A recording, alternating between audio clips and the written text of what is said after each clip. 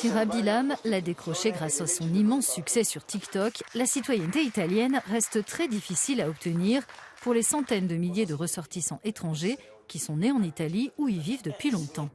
Alors que le sujet est absent de la campagne des législatives et se résume aux prises de position de la gauche pour l'instauration du droit du sol ou de l'école, rares sont les journalistes qui en parlent. Marilena Deli Umuosa le fait, elle, sur Radio Radicale aux côtés d'Andrea Bilau.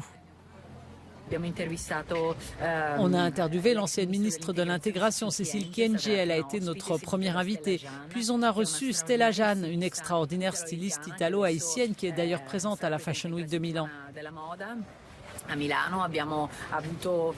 On a aussi accueilli le premier peintre d'ascendance africaine, Vigetti, mais également Ija Bashego, qui est un éminent auteur.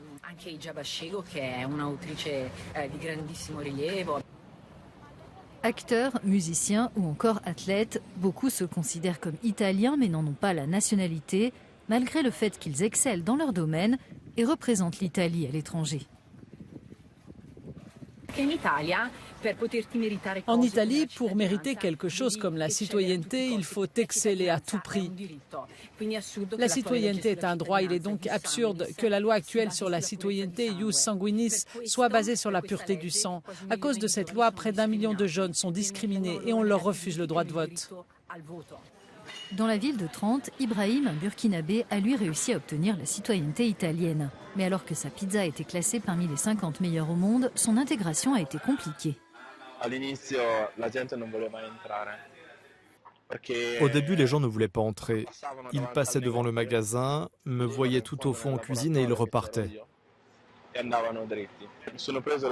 Et puis j'ai fait attention à ne pas me faire voir dans le magasin aux heures de pointe.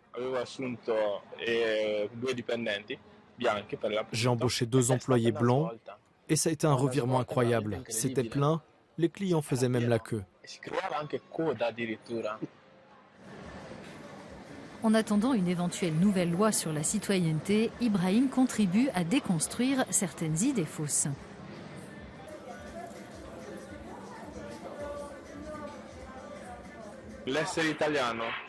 Être italien ne signifie pas forcément être blanc. On peut être noir et italien.